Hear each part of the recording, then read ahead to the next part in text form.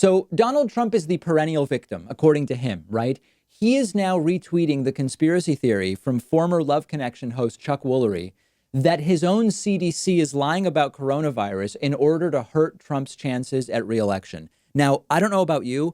I'm sick and tired of Trump constantly being the victim. Guy who's been wealthy his whole life, was handed a business thanks to his dad's money, is president of the U.S.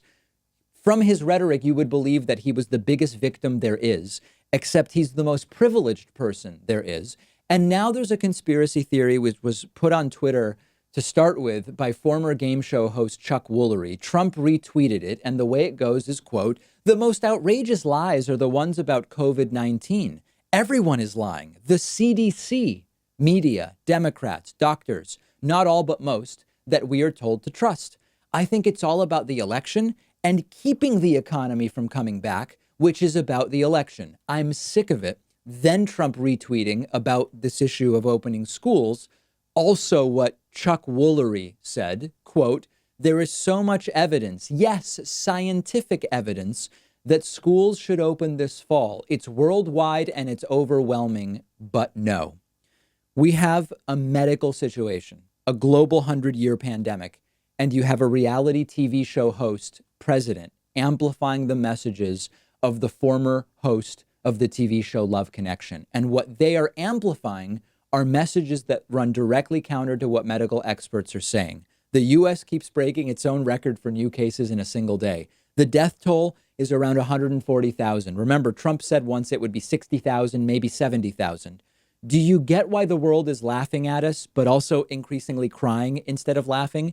We've handled the virus as close to as badly as any country out there.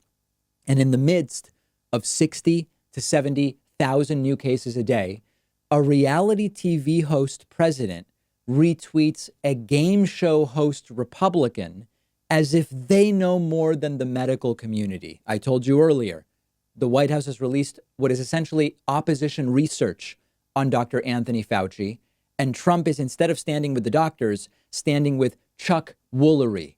We are a global laughingstock. And this is why I said earlier, we can't allow them to turn the next 3.5 months into statues and flags. This is the red alert failure. Now, in terms of the list of things Fauci got wrong and why Trump is increasingly retweeting Chuck Woolery and not Fauci. Fauci got masks wrong. That's right. Fauci got asymptomatic spread wrong. Fauci has corrected himself. But Trump said in February, our 15 cases will soon be zero. He hasn't apologized. He's not admitted fault. Trump said in February, case numbers are going to go down, not up. He was wrong. Trump said in March, we have the virus under control. We didn't. Trump said in April, what about injecting bleach and isopropyl alcohol? You get the picture. So this is very, very dangerous talk. The maskless followers are making it worse. Just look at what's happening in Florida.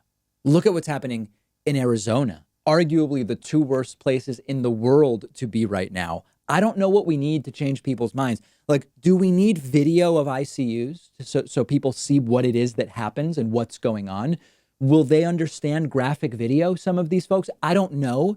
But what we know is we've got to remove him. We have 3.5 months to go. And at this point, Chuck Woolery, we'll have more about this on the show's Instagram page, David Pakman Show on Instagram.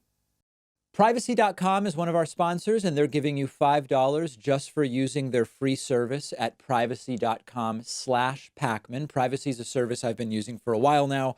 I love it. It saves me a bunch of headaches. It's completely free, and it's very quick to set up. And here's how it works. When you pay for something online or over the phone, instead of exposing your real credit card number, Privacy lets you generate virtual card numbers. The payments are withdrawn from your checking account, but your real card number stays completely private, and you do it all with one click. You can autofill the card number in your web browser, on the phone. You can create 12 virtual cards a month. You can set spending limits, freeze them, delete them whenever you want. I especially love it for free trials where you need to give a credit card number, because I can destroy the virtual card number as soon as I give it to the company, and I know I won't be charged in the future. If you're ordering food over the phone, why do I need to give a restaurant my real card number if I don't have to? Companies don't have to know who you are. Your real credit card number is protected from the data breaches that happen, unfortunately, more often than we would like. And it's completely free. They do have a paid version with different tiers where you can create more virtual credit card numbers per month, cashback rewards, extra security features. But go ahead and sign up for the free service. It's a no-brainer. Companies can't charge you unexpectedly.